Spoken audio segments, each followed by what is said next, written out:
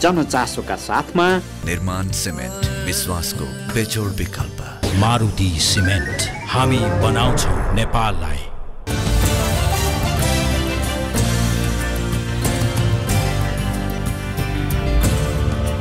दर्शकबिन नमस्कार, कार्यक्रम जनचासोमा स्वागत छ।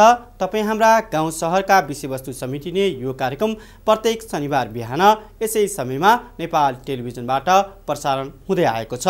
आजको कार्यक्रममा हामी नियमित श्रृङ्खला भूकम्प विशेष, जलवायु परिवर्तनबारेको रिपोर्ट, बाल मृत्युदर कम गर्न सञ्चालन गरेको नाभिक कार्यक्रम सम्बन्धीको सामग्री साथै विविध गतिविधि लिएर आएका छौँ।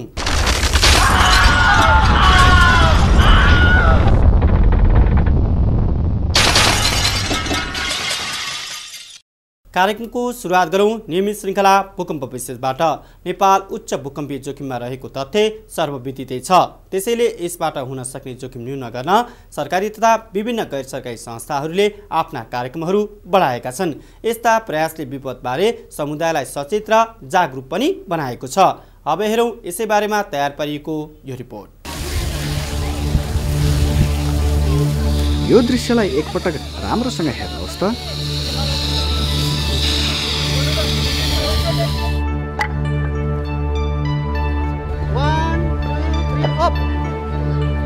काठमाडौँ महानगरपालिका वडा नम्बर 18 का यी युवाहरू सहभागी यो दृश्य भूकम्प, आगलागी जस्ता विपदका बेला कसरी घाइतेहरूको उद्धार गर्न सकिन्छ भन्ने सम्बन्धमा तालिम लिइरहेको हो।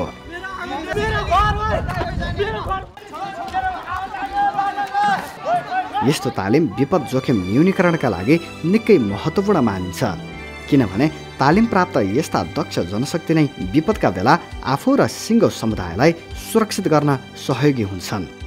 अब यो अहिले हामीले कुरा गरिरहेका छौँ चाहिँ एकदम ठुलो विपदको कुरा गरिरहेका छौँ, मेगा डिजास्टर भन्छौँ हामी। र काठमाडौँको घरहरू हेर्दाखेरि, काठमाडौँको बस्ती विकासलाई हेर्दाखेरि चाहिँ नि त्यस्तो खालको अब 90 सालमा गएको जस्तो भूकम्प यदि गइ नै हाल्यो भनेदेखि चाहिँ नि यहाँ भयावह हुने, मास क्याजुअल्टीहरू हुने धेरै कुराहरू हामीले विभिन्न अध्ययनहरूले देखाइराखेका छ। त्यो कुराहरू हामीले हेरिरहेका छौँ। र यो चाहिँ नि अब विपद परिहाल्यो भने यो तालिम प्राप्त दक्ष चाहिँ नि रेस्क्युरहरू आउनलाई त्यतिखेर एयरपोर्ट नहोला, यातायातका साधनहरू नहोला, पुल पुलेसाहरू भत्केलान् र स्थानीय स्तरमै हामीले यस्तो रेस्क्युरहरू तयार गर्यो भने उहाँहरू चाहिँ नि जति सुरक्षित रहनुहुन्छ, उहाँहरूले आफ्नो एरियामा करिब 72 घण्टासम्म चाहिँ नि दक्ष चाहिँ नि त्यो रेस्क्युरहरू नआउन्जेलसम्मको लागि चाहिँ उहाँहरूले सामान्य खालको त्यो जीवन रक्षा गर्न सक्ने, सामान्य च्यापेर बसेको व्यक्तिहरूलाई निकाल्न सक्ने, सामान्य प्राथमिक उपचार गर्न सक्ने, ब्लिडिङ भइरहेछ भने रोक्न सक्ने र सीपीआर दिने खालको सिपहरू हामीले दिएको कारणले यो अत्यन्त उपयोगी हुन्छ भन्ने हामीलाई लागिरहेको छ। नेपाल प्राकृतिक दृष्टिकोणबाट विश्वमै धनी मुलुक मध्येमा पर्दछ, तर यही प्राकृतिक विविधताभित्र उत्पन्न हुने भूकम्प, बाढी, पहिरो, आगलागी जस्ता विपदले विश्वमै उच्च जोखिमयुक्त मुलुकका रूपमा पनि परिचित गराएको छ। विपद सम्बन्धी तथ्य र तथ्याङ्कहरूका आधारमा नेपाल विपद जोखिमको नक्साङ्कनमा 20औं स्थानमा छ। पहिरो र बाढी जस्ता जलजन्य प्रकोपको जोखिमको दृष्टिबाट 30औं स्थानमा छ। त्यसैगरी भूकम्पीय जोखिमको हिसाबमा विश्वमै 11औं स्थानमा रहेको नेपालको राजधानी काठमाडौँ त झन् पहिलो स्थानमा पर्दछ।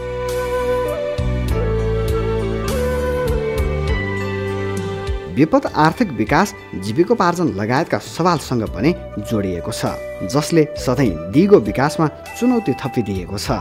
त्यसैले पछिल्लो समयमा विपद जोखिम न्यूनीकरणको सवालमा समुदाय स्तरमा चासो पर्न थालेको छ। यो सामुदायिक विपद व्यवस्थापन समितिले अहिलेलाई चाहिँ हामीले चाहिँ तालिमका चाहिँ हरेक चाहिँ स्टेजहरू चाहिँ पार गर्दैछौँ भन्नु पर्यो। स्थापना कालदेखि अहिलेसम्म हामीले केही नभए पनि विभिन्न तालिम गरेर 100औं जना स्वयंसेवकहरू तयार पारिसकेका छौँ। अब हाललाई तत्काललाई चाहिँ हामीले यो विपद व्यवस्थापन समिति मार्फत चाहिँ यो अहिले क्याड्रे तालिम भनेर चाहिँ एउटा प्राथमिक उपचार, फायर फाइटिङ र चाहिँ रेस्क्युको चाहिँ प्याकेजको रूपमा हुने रहेछ। यो प्रोग्राम चाहिँ अहिले सञ्चालन भइरहेछ। कुनै पनि डिजास्टर पऱ्यो भने काम गर्ने त सबभन्दा पहिला त्यो समुदायका मान्छे नै हो। त्यही भएर उनीहरूलाई चाहिँ सशक्तिकरण नगरिकन त्यसलाई चाहिँ मतलब हामीले चाहिँ कभर गर्न सकिन्न, त्यसलाई चाहिँ न्यूनीकरण गर्न सकिन्न। त्यही भएर चाहिँ यो विपदलाई न्यूनीकरण गर्ने हिसाबले यो तालिमहरू हामीले क्रमशः गर्दैछौँ। विपदका समयमा प्रभावितहरूको उद्धार, जोखिम न्यूनीकरण एवं पूर्व तयारी गर्ने उपायका बारेमा सबै वर्ग तथा समुदायले थाहा पाउनु अनिवार्य छ। यसका साथै विपद आइहालेपछि क्षति न्यूनीकरण गर्न सकिने तालिम लिन पनि आवश्यक छ, जसले गर्दा विपदका समयमा हुन सक्ने जोखिमलाई न्यूनीकरण गरे हुन सक्ने जनधनको क्षतिलाई रोक्न सकिन्छ। यो कुरालाई राम्रोसँग बुझेका उनीहरूले विपद जोखिम न्यूनीकरण सम्बन्धीका पूर्व तयारीलाई आफ्नो समुदायमा फैलाउन जुटेका छन्। यो सामुदायिक उद्धारकर्ता हाम्रो समुदायमा विभिन्न किसिमका आपद विपदहरू आइपर्न सक्छन्। ती आपद विपदको बेलामा एउटा सामुदायिक कार्यकर्ता उद्धारकर्ता भइयो भने त्यो समुदायमा घट्ने प्रकृतिजन्य अथवा मानवजन्य जुनसुकै किसिमका घटनाहरूमा हामीले केही सहयोग गर्न सक्छौँ। हामी एकजना ट्रेन हुनु भनेको करिब 100 जना ट्रेन हुनु भन्ने हाम्रो चाहिँ मान्यता छ। त्यसकारण मैले आफूले सिकेको कुरो परिवारलाई, समुदायलाई विद्यालयमा रहेर, स्वदेशमा रहेर, विदेशमा रहेर जहाँ रहन्छ आफ्नो सिपलाई चाहिँ म सदुपयोग गर्ने र अरूलाई पनि सिकाउने काम चाहिँ म गर्छु। यहाँ धेरै कुरा सिकियो नि, अब जसरी त्यो मान्छेलाई बचाइने, कसरी चाहिँ टिमवर्कको बारेमा सिकिने भयो, अनि कसरी चाहिँ आफूलाई बचाएर अरूलाई पनि बचाउने धेरै कुरा सिकेँ मैले। भूकम्पीय जोखिम न्यूनीकरणका लागि यो वडामा विपद जोखिम समिति नै गठन गरिएको छ। साथै विपद न्यूनीकरणका लागि आवश्यक पर्ने तालिम सामग्रीको पनि जोहो गर्न थालिएको छ।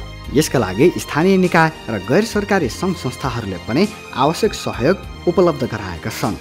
तर सीमित स्रोत साधनको भरमा विनाशकारी विपदका बेला हुन सक्ने क्षति न्यून गर्न चुनौती देखिन्छ। त्यसैले सम्बन्धित निकायले विपदका बेला आवश्यक पर्ने यस्ता दक्ष जनशक्तिका लागि थप सहयोग जुटाउन अपरिहार्य छ।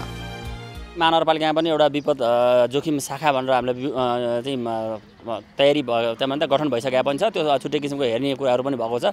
त्यसकै आधारमा अहिले हामीले चाहिँ लगभग भनेको अब बजेटिङ पनि भइरहेको छ। हामीले कार्यक्रम बनाएर हामी एउटा कार्यक्रम योजनाहरू पेश पनि गरेका छौँ र त्यो आयो भनेदेखि त्यसलाई पनि हामीले एउटा कार्यक्रम गर्छौँ। र अब अहिले महानगरपालिकाले हरेक घर धुरीसँग चाहिँ यो विपद न्यूनीकरण गर्नलाई र चाहिँ एउटा विपद कोष गठन गर्ने भनेर प्रत्येक घरसँग हामीले 100 रुपियाँ ल्याएका छौँ। लाग्छ मलाई अहिले चाहिँ 60-65 लाख चाहिँ अब यो हाम्रो चाहिँ महानगरवासीकै भनौँ न किसिमले भन्दा कोषमा जम्मा पनि भइसकेको छ। त्यसले चाहिँ अब भनेको यो बाह्र नेतादेखि लिएर मर्मत गर्नेदेखि लिएर अब ती कुराहरूमा पर्ने भए हुनाले अब महानगरपालिकाको पनि योजना भयो। त्यसमा पनि अब महानगरपालिका अन्तर्गतको वडामा बसेको चाहिँ वडाले पनि हामीले छुट्टै किसिमको योजनाहरू बनाएर हामीले अगाडि बढ्ने हाम्रो एउटा चाहिँ पाइलट प्रोजेक्टको रूपमा चाहिँ हामीले गुरु योजनै बनाएको छौँ। भूकम्प, आगलागी, बाढी, पहिरो जस्ता विपद कुन बेला कुन स्थानमा हुन्छ त्यसको कल्पना गर्न कठिन छ। यी विपदबाट सुरक्षित हुने भनेकै पूर्व तयारी हो। त्यसैले विपदसँग मुकाबिला गर्न सक्ने दक्ष जनशक्ति बढाउन आवश्यक छ।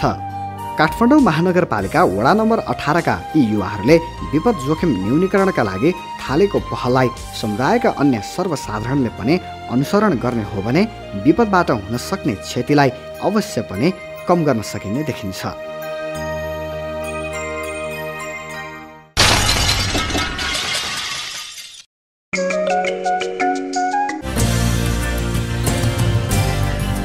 कार्यक्रममा बेला भएको छ एकैछिनको विश्रामको। हामीसँग जलवायु परिवर्तनबारेको रिपोर्ट, नाभि कार्यक्रम सम्बन्धीको सामग्री बाँकी नै छन्। कार्यक्रम हेर्दै गर्नुहोला।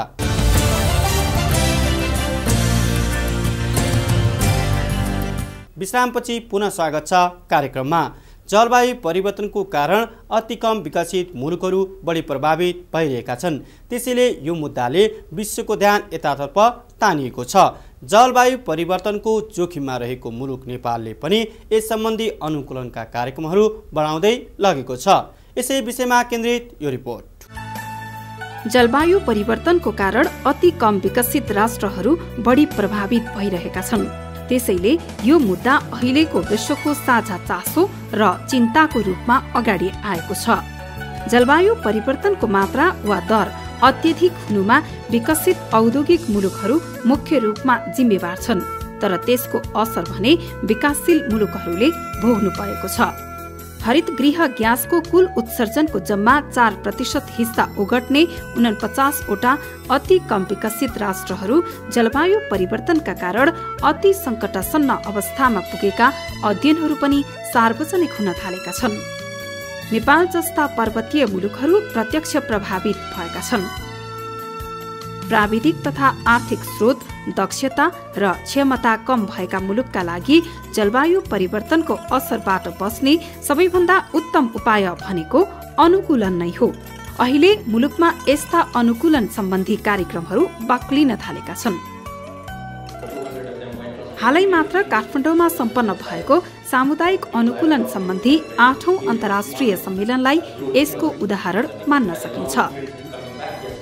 यो सम्मेलन अनुकूलन कार्यक्रमका लागि समुदायलाई आवश्यक पर्ने आर्थिक स्रोत कसरी उपलब्ध गराउन सकिन्छ भन्ने बारेमा केन्द्रित थियो।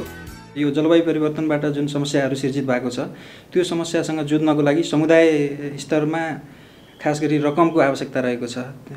किन भन्दाखेरि प्रविधि सँगसँगै स्रोत साधन सँगसँगै चाहिँ आर्थिक स्रोतको खाँचो रहेको छ र त्यो आर्थिक स्रोत समुदायसम्म कसरी पुर्याउन सकिन्छ भन्ने मुख्य विषयमा यो सम्मेलनमा चाहिँ विभिन्न छलफलहरू भएको थियो र त्यो सम्मेलनले खास गरी विकसित मुलुकहरूद्वारा सिर्जित यो समस्यालाई विकसित मुलुकहरूले नै विकासोन्मुख देशहरूलाई सहयोग गर्नुपर्ने र त्यो सहयोग सिधै समुदाय स्तरसम्म पुग्नुपर्छ भनेर जोडदार रूपमा माग गरेको थियो र त्यो सम्मेलनको मुख्य निष्कर्ष नै कसरी समुदाय स्तरमा ट्रान्सप्यारेन्ट अकाउन्टेबल हिसाबले चाहिँ आर्थिक स्रोत प्रवाह गर्न सकिन्छ भनेर छलफलहरू गरेको थियो।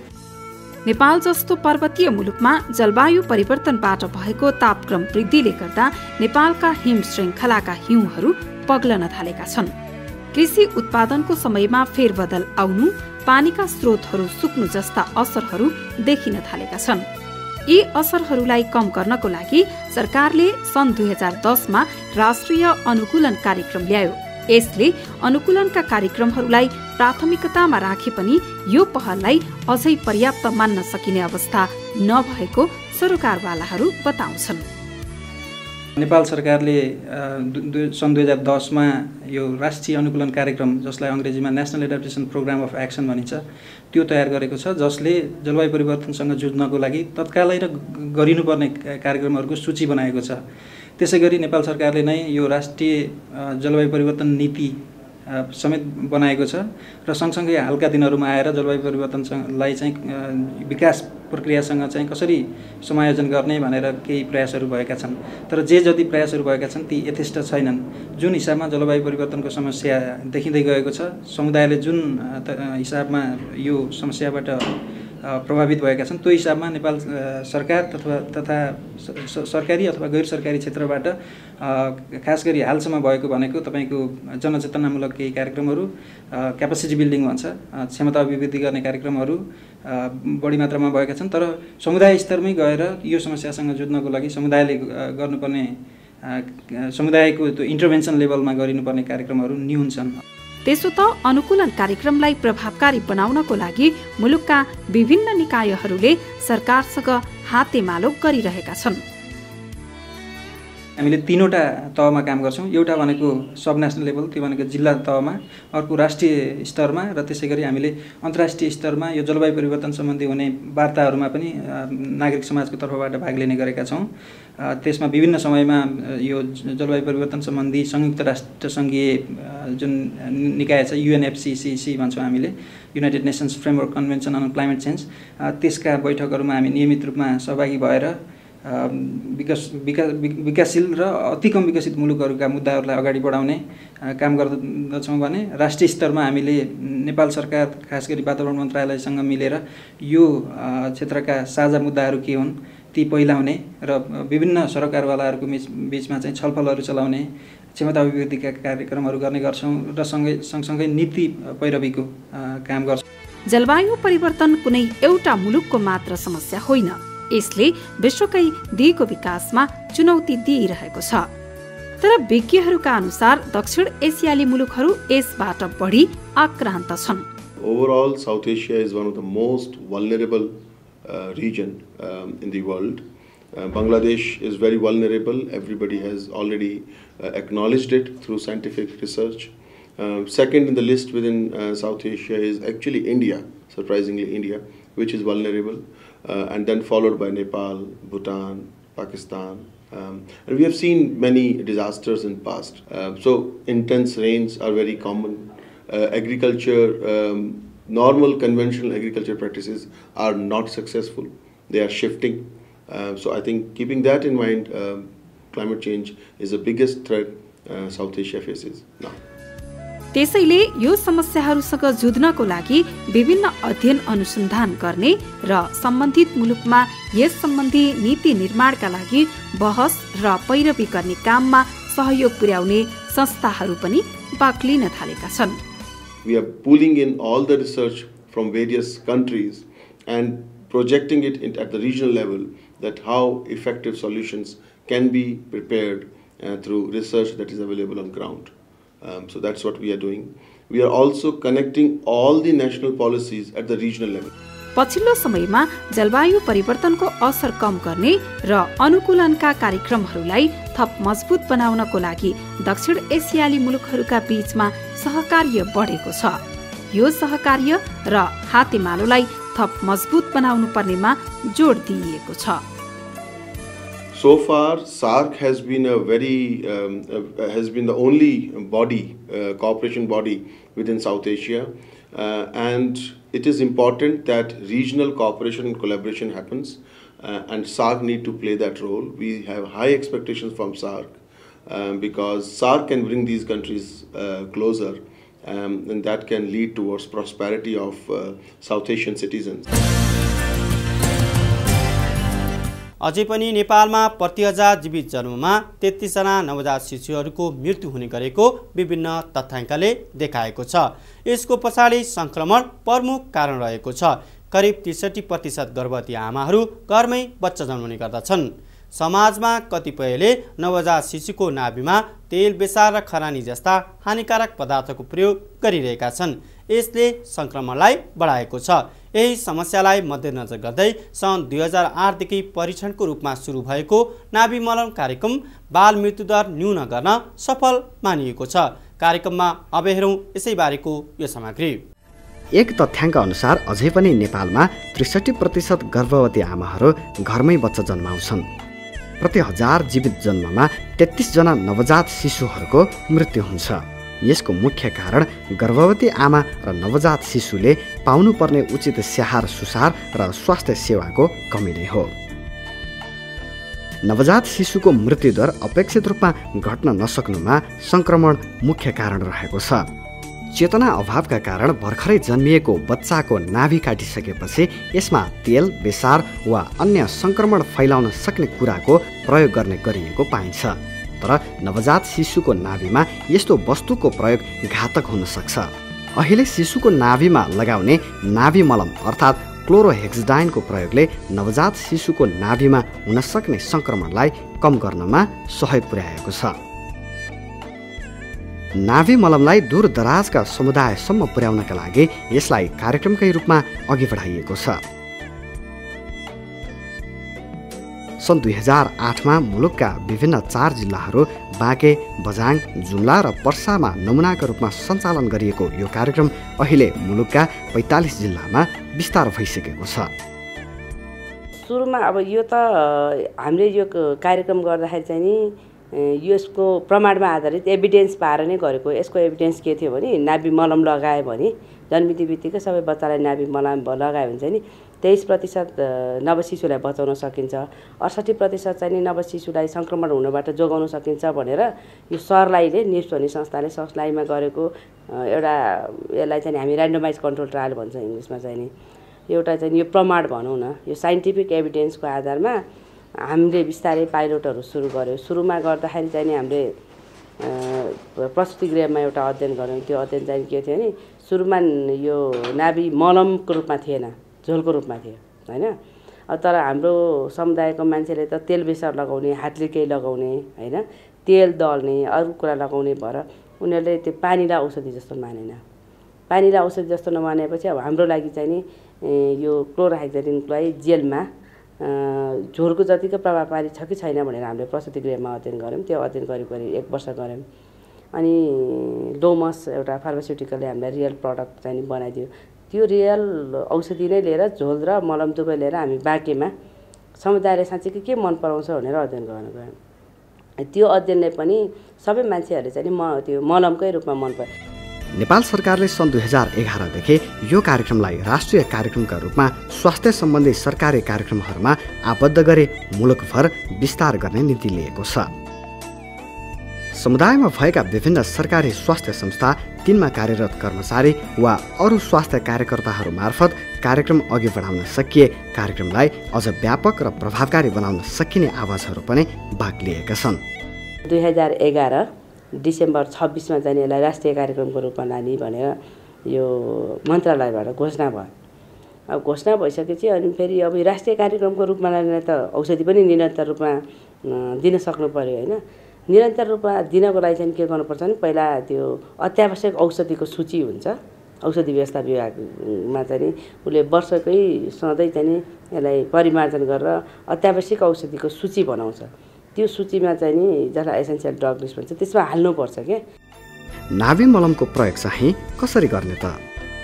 यो चाहिँ बच्चा जन्मिन्छ, बच्चा जन्मिएपछि नाभि हुन्छ नि त्यो नाभि काट्नुपर्छ होइन। काट्ने बित्तिकै लगाइहाल्ने के, काट्ने बित्तिकै लगाउने, एकचोटि लगाउने अनि त्यसपछि सफा र सुक्खा राख्ने। अनि यो नाभि त काटिहाल्छ, यसको ठुटो सानो ठौटो बाँकी रहन्छ। यो ठुटो चाहिँ 6-7 दिनमा आफै सुकेर झर्छ। तपाईँ एक्लै हुनुभयो, राति हुनुभयो, कोही पनि भएन, चाहँदा हस्पिटल जानु, घरैमा बच्चा जन्मियो भने चाहिँ यो लगाउनु भनेर लगाउने तरिका पनि सिकाइदिएर दिनुहुन्छ होइन। तर कहिलेकाहीँ चाहिँ कस्तो छ भने अब गाउँघरमा स्वयंसेविकालाई त सबैले रेस्पेक्ट गर्छ, अब मान्छ होइन। अनि सुत्केरी हुने बेला पनि बोलाउने चलन छ कतिपय ठाउँमा। स्वयंसेविका चाहिँ उपस्थित हुनुभयो नि उहाँले नै लगाइदिनुहुन्छ। यदि भएन भने आमा अथवा जसले चाहिँ सुत्केरी स्याहार्छ परिवारको सदस्यले पनि, आमाले त सक्नुहुन्न होइन, सासू अथवा जसले स्याहार्ने हो उसले सजिलैसँग लगाउन सक्छ। यो गाह्रो छैन, खालि खोल्ने, हात धुने, लगाइदिने।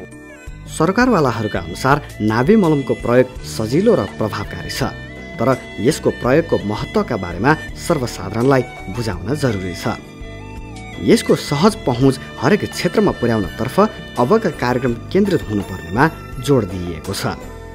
यो सिम्पल छ ऊ छ, तर हामीले ऱ्यापिड स्केल अप गर्न सकिरहेको छैनौँ होइन। त्यो एउटा चाहिँ नि हाम्रो चुनौती छ। सकभर छिटो चाहिँ नि हामीले राष्ट्रिय स्तरमा पुर्याउन चाहिँ नि एउटा यो चाहिँ नि अब सबैले, सरकारले पनि आफूले सबै कार्यक्रमहरूमा गरेकै छ, तर पनि अब अलि छिटो गर्नु पर्यो। अनि अर्को यसलाई गर्नुपर्ने भोलि नै हाम्रो स्वास्थ्य संस्थाहरूमा ठुलो अस्पतालहरूमा चाहिँ के छ भने बिरामीहरू धेरै छन्, केसलोडहरू अब नर्सहरू त 1-2जना हुन्छ, उनीहरूलाई के छ भने लगाउनुहुन्छ। अहिले भर्खरको स्टडीले के देखाएको छ भने बर्दिङ सेन्टरको एउटा क्वालिटी असेसमेन्ट गरेको स्टडीले के देखाएको छ भने 98% चाहिँ लगाउनुहुन्छ। तर लगाएको कुरा आमालाई चाहिँ नि भनिदिनुहुन्न अथवा उनको परिवारलाई चाहिँ नि औषधि लगाएको कुरा थाहा छैन। अब त्यो थाहा नभएपछि उनीहरू फेरि घरमा गएर के गर्छ भने फेरि आफ्नो परम्परागत कुरा नै गर्ने भयो क्या। त्यस कारण अहिलेको हामीले अर्को जोड दिनुपर्ने कुरा चाहिँ हरेक स्वास्थ्य कर्मीले त्यो औषधि लगाएको कुरा उनको परिवारलाई चाहिँ नि थाहा दिनुपर्ने। सरकारले लक्ष्य गरेको सहस्राब्दी विकास लक्ष्यमा पुग्नका लागि स्वास्थ्य सम्बन्धी केही महत्त्वपूर्ण शर्तहरू पूरा गर्नु अनिवार्य छ। सहस्राब्दी विकासका विभिन्न 8वटा लक्ष्यहरूमध्ये शिशु मृत्यु दरलाई कम गर्ने एउटा महत्त्वपूर्ण लक्ष्य हो। यो लक्ष्यलाई भेट्टाउनका लागि नाभि मलम जस्ता कार्यक्रम सहयोगी हुने देखिन्छ।